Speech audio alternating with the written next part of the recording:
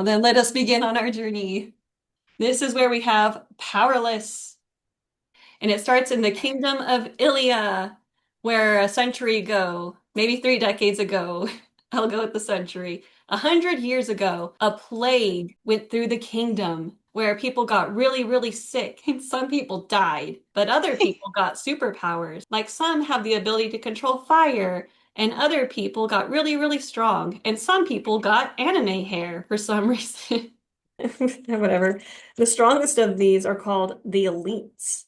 Now, the weaker powered people were sent to live in the slums, which is where our main character, Peyton, and her best friend, Adina, live. Adina is actually quite enjoyable. She's a ray of sunshine who loves to sew. Now, Adina here is also a phaser, which means she can go through walls. And I guess, according to the King and Roberts, this is not a good superpower. I, on the other hand, think this is a really great superpower to be able to go through walls. You would make a fantastic spy. But Peyton here is what you would call powerless. Now, people who are powerless in this world are called ordinaries. And ordinaries are illegal and sentenced to death. Because according to the king, ordinaries weaken people's abilities, which I guess losing your power slightly is a good reason for death. Very X-Men coded.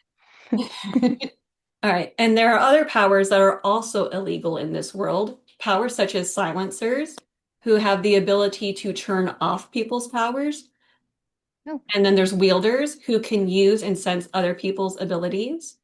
And then we have mind readers or mind controllers. So all these people are Mm. typically put to death if they don't work for the king.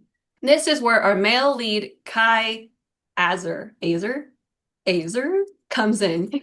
He is the second prince of Ilia, and he is the half brother to the first prince, so we'll get to him in a minute. Kai here is the enforcer to the king, which means he does all the dirty work, such as killing all the ordinaries. His power is the wielder, which is the person that can sense and use other people's abilities. Now, obviously, he's going to be kept alive because he's the king's son. The king kills all the other wielders so that Kai here can be the only one. Now, a few quick notes on our girl Peyton before we continue. Peyton was raised in the slums by her father, who was a healer. And because being powerless is illegal, he taught Peyton how to kind of perform that she has a power. So he has taught her how to observe things very well. So she could pull herself off as a psychic. Oh, okay. Oh, and her dad died. So he is. Oh, R.I.P. So her dad died because of the king. The king killed her dad for reasons as of right now she doesn't know. So she is an orphan, and we will check off that trope box. But one day, Kai is in the slums, and he is taking care of a supposed ordinary that has been rumored to be around. But here's the thing about Kai. He's the really big bad enforcer. But he's actually not so big and bad because when people are ordinaries, he doesn't kill them. He sends them to go off into this place called the Scorches, which is a really big desert, in hopes that they can survive. In his mind, he's still killing them because it's such a low chance of survival. But he doesn't kill them, like we are told the enforcer is supposed to do. He lets the desert kill them. Yeah, yeah, yeah. But Okay, he doesn't do it. So I one day, see. Kai, now that he's in the slums, Peyton sees him, and she can tell with her power of observation that he's not from here. And he looks like, oh yeah, I also didn't mention about Peyton. She is a thief, which is also. Oh, okay. So one day she comes across Kai and she pretends to trip and fall and she gives him googly eyes. And then all in the meantime, she steals his money from him and she runs away.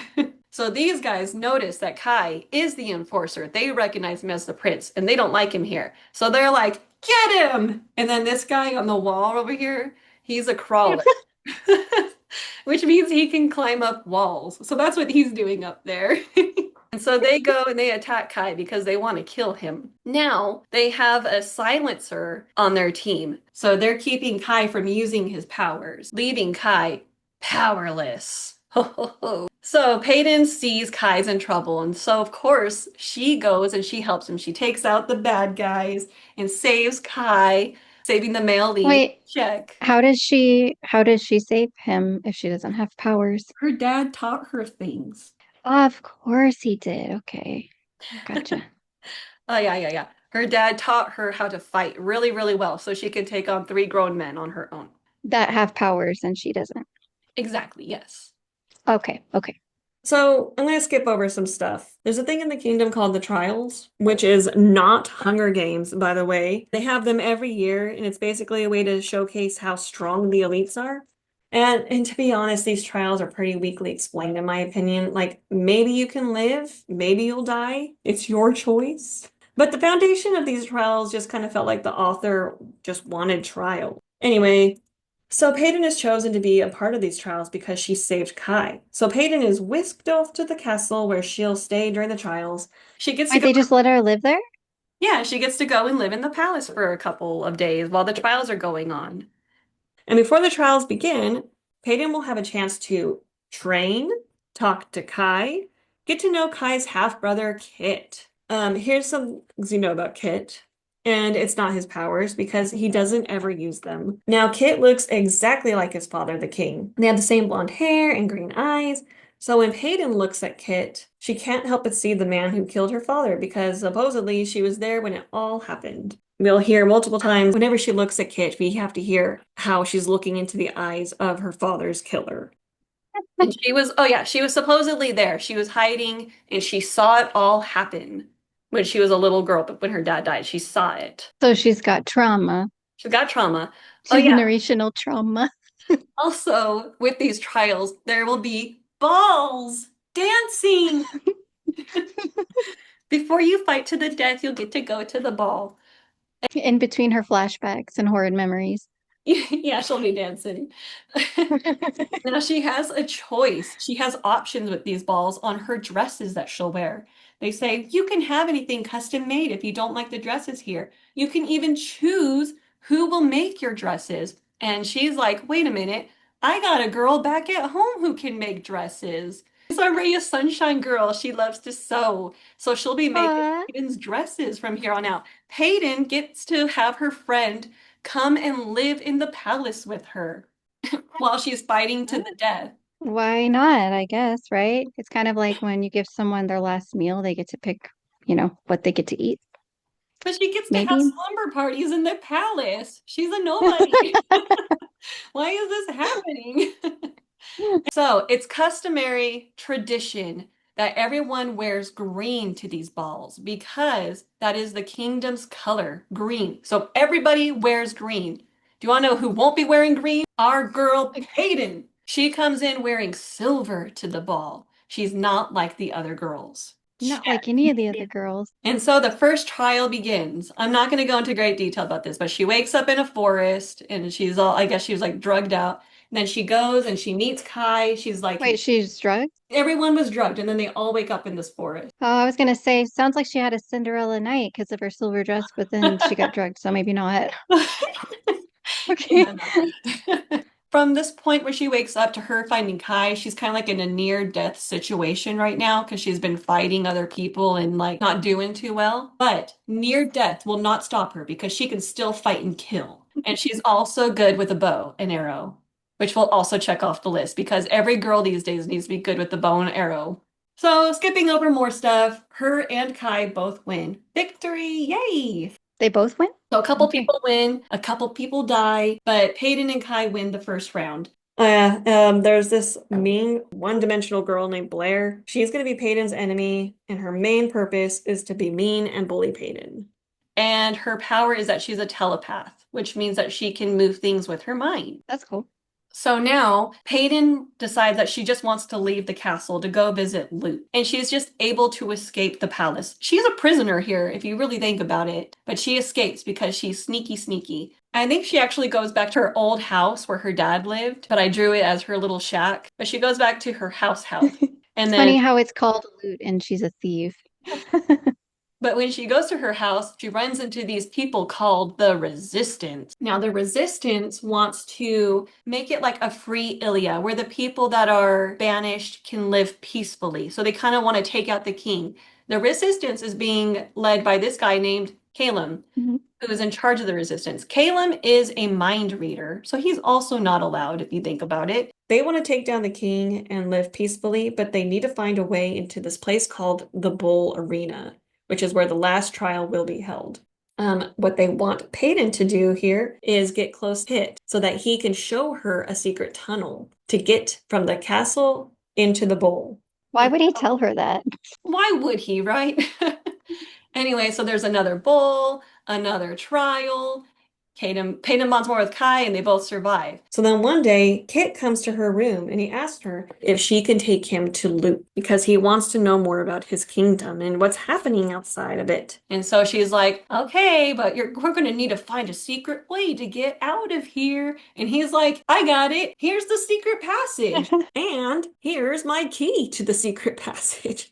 And so from there, he shows her how to get to exactly where she needs to go. And now this is what really bothers me, because this is what I was expecting from this story when I was reading it. I was expecting something smarter. And why would I bother expecting that? Her best friend Adina can go through walls. I was expecting her to go to Adina and say, Adina, can you help me find the secret passage? If we just go to this place, you can go through the door and then we can find our way out of here or through That's a here. good point. That's a really good point. Adina is already in the palace. She doesn't even have to sneak Adina in. She could go through walls. It would have been easy. She didn't even have to betray Kit and trick him or anything. I didn't even think about that. I did the whole time. Huh. She's going to get her friend to go and she's going to get her friend to do this. The friend does nothing besides make dresses. Anyway, so she takes Kit to Loot and she's like, look at how these people are all mistreated here, Kit. And he's like, you're right. I could do something better. I can be a great king. She's like, you can, Kit. You can be a great king. And like they kind of bond in this moment for a little bit. Is this his first time seeing the peasants? It is his first time seeing the peasants, yes. The next ball comes. She dances with Kit and she steals his key out of his pocket. And then she goes and she dances with Kai. And then she runs outside and he follows after her. And they have a moment of like smoochy woochy moment. But then a guard comes and he's like, hey. And so they don't smoochy woochy. And so here's the third and final trial. It's a big, huge maze. The king announces that in the middle of the maze, there's a criminal, and you are to put the criminal to death. And then Peyton finally gets to the middle, and you wonder who the criminal is? It's Adina. Ah, what? And then Peyton finds her. What'd she do? She did nothing. The king's just a meanie. She But didn't do anything? Okay, okay, I need to calm down. I'm sorry. Peyton finds her and she's like, Adina. And then she sees that her little fingers are all broken and she's all sad and she's like, Adina, ah! And then a branch cuts through her chest.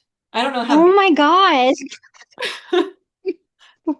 And then you wonder, oh no, who killed Adina? And then I think we can all guess who it is. It's Blair. Blair killed Adina. And so absolute chaos erupts in the bowl because Peyton told the resistance how to get in. And then they figured out their way there. And so the resistance and all the ordinary like people with like the powers are fighting the elite people with their powers. But Peyton manages to escape. And then the king comes and he attacks her. I wasn't sure how to draw this part without it looking very wrong. So she's like, you killed my father. And he's like, no, I didn't kill your father. So what? Who killed her dad? You want to know who killed her dad? It was baby boy Kai. What? This How is could she mistake a child for a grown man? That's a good question. And this is also what bothers me is because she's always haunted by Kit. Throughout the book, you hear, I look into his green eyes and I see my father's killer. Like, how do you confuse this? This is a big old giant man, and Kai was like a little 12-year-old boy at this time. How do you mistake that? And Kai's got gray eyes. I No was about to say he doesn't even have green eyes. What the heck? Like, there's no way for her to mistake this. So he's on top of her and he carves an O into her chest. And then Peyton, in all of her female rage, overcomes him and jumps on top of him and gets her little knife out and she stabs him to death. The dad's power is that he's really, really strong. And they call them brawny. His power is to be a super strong guy. And he's taken out by this little powerless girl and killed by her. I don't know how to respond to this. Taken over a grown man, check. Oh yeah, and then Kai's there and he saw the whole thing. And so he's like, I'm gonna give you like 30 seconds to run away because I care about you. And so she runs away, and that's the end of book one. I'm so stupid. The Oh, story is so stupid. it is. It's frustratingly stupid. It was just, it caught me off guard when just the knife went down. Like, I do want to say one thing that's kind of nice. I want to give credit where it's due. So, Powerless is a YA. The first book, I think it does itself what it's supposed to. It tells a little story. It's not meant for older people like plenty of YAs are doing this day, if that makes any sense. I'm trying to be a little bit PG about it. And I think the first book is fine because it's her first book. And I think she wasn't expecting it to go this big. But I will not excuse the other books after this. okay.